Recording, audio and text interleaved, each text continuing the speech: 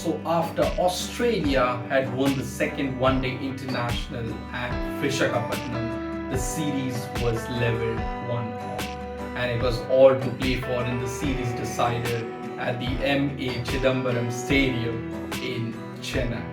And so once again it was Stephen Smith who won the toss, and he decided to have a bat first, considering the fact that teams chasing has most of the time been on the losing side at Chipper. So Australia started once again with Mitchell Marsh and Travis Head.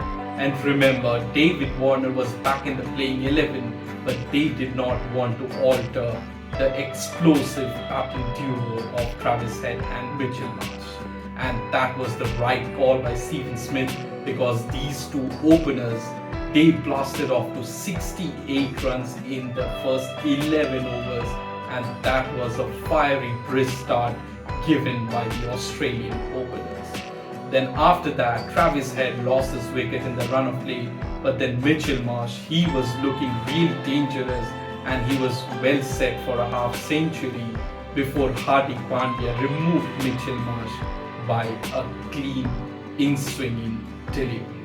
And Mitchell Marsh was well short of his half century by 3 runs, and also Stephen Smith, the Australian skipper, went out without troubling the scorers. Australia were in a spot of bother when they lost quick wickets, but then David Warner and Marnus Labuschagne, they tried to steady the ship, but then Warner also lost his wicket in the run of play. It was Marnus Labuschagne who scored 28 runs, and eventually he lost his wicket when he was trying to accelerate during the Australian innings. So Australia were 138 for 5, and then Marcus Stoinis joined hands with Alex Carey, and these two tried to steady the ship by running singles and twos consistently and hitting the odd boundaries. Alex Carey, he was playing some fantastic reverse sweeps and also some brilliant sweeps by Marcus Stoinis as well. Alex Carey, he lost his wicket to a beautiful delivery by Kuldeep Yadav, and that was really unplayable delivery by Kuldeep Yadav, and eventually the brilliant stand between Alex Carey and Marcus Stoinis came to an end, but that yielded 58 runs. Stoinis also lost his wicket soon after, but after that the Australian tail wagged, and yes, the tail wagged a lot, and some important contributions lower down the order helped Australia reach 269 runs in 49 overs.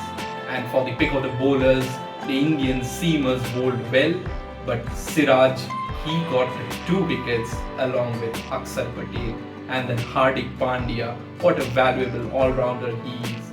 He picked up 3 wickets, and so as Kuldeep Yadav, who also picked up 3 wickets. So chasing 270 runs for victory and to clinch the series, the Indian openers needed to get off to a fly. And yes, Rohit Sharma and Shubman Gill did exactly that, and they both gave India an explosive start as India reached up to 65 runs within 10 overs before Rohit Sharma lost his wicket in the run of play. Shubman Gill, he played some flurry of strokes, but then eventually he also lost his wicket soon after. After that, it was Virat Kohli who joined hands with KL Rahul, and these two once again tried to rebuild the Indian run chase as they staged a partnership which was worth 69 runs. KL Rahul lost his wicket in the run of play, and then Akshar Patel was promoted up the order to negate the spin duo of Ashton Agar and Adam Zampa. But then an unfortunate run out cut short the innings of Akshar Patel. And after that, Hardik Pandya, he was promoted ahead of Surya Kumar Yadav, and then Virat Kohli and Hardik Pandya, they tried to rebuild the Indian run chase once again. Kohli reached his half century in style, and India was looking well in control of the run chase before Ashton Agar, he removed Virat Kohli in his very last over. And soon after, he removed Surya Kumar Yadav for a golden duck once again. And I mean, would you believe, guys, this is the third golden duck for Surya Kumar Yadav in this series. And I know that time is now running out for Surya Kumar Yadav to claim that World Cup berth to be held in India later in October this year. And I know I'm a bit harsh, but Rahul Dravid is saying that Surya Kumar is still learning to play the 50 over game. But boy, this is not the place to learn the game.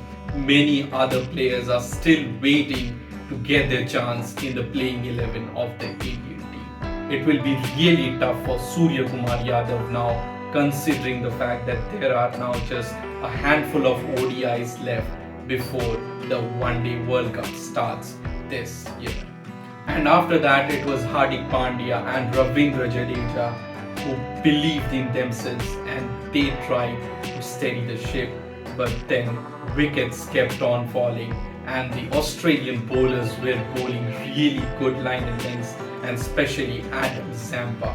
He created havoc in the Indian batting lineup, and eventually India faltered and they could not cross over the finish line as they folded for just 248 runs. I mean, it was a sorrow batting performance by the Indian batsmen, and I have to say that the Indian batting lineup should be held responsible for this loss in Chennai. And so Adam Zampa, 4 wickets, he bowled a fantastic bowling performance in that spinning chip-off wicket. And so with this, Australia have won the third and the final One-Day International by 21 runs and also ended India's 26 consecutive series victories in home over the last few years. Let's take a look at the scorecard. And so Adam Zampa, he was declared the man of the match for this game for his brilliant figures of 445 in 10 overs and also some useful contributions with the willow towards the end of the Australian innings. Well done, Adam Zampa. And for the player of the series, it was Mitchell Marsh who helped Australia get some explosive starts at the start of the innings. He was awarded the player of the series for this India-Australia ODI series. And with this series victory, Australia now becomes the #1 ranked ODI team in the world. Congratulations, Australia. And so now there are a lot of things to ponder for Team India, Rohit Sharma and Rahul Dravid. They have to go back, sit down and find out all the loopholes which they need to fix leading up to the World Cup, which is now just 6-7 months time from now. So let's hope that India fixes all these issues soon, then it's too late before the World Cup begins in October. But now the focus shifts to the shortest format of the game, and that is everyone's favorite IPL, which starts from the 31st of March. So I'll be bringing all the updates of IPL. So do stay tuned to my channel, guys, and do not forget to subscribe if you are watching this for the very first time. That's it for now. It's a wrap. Thanks for your time. Thanks for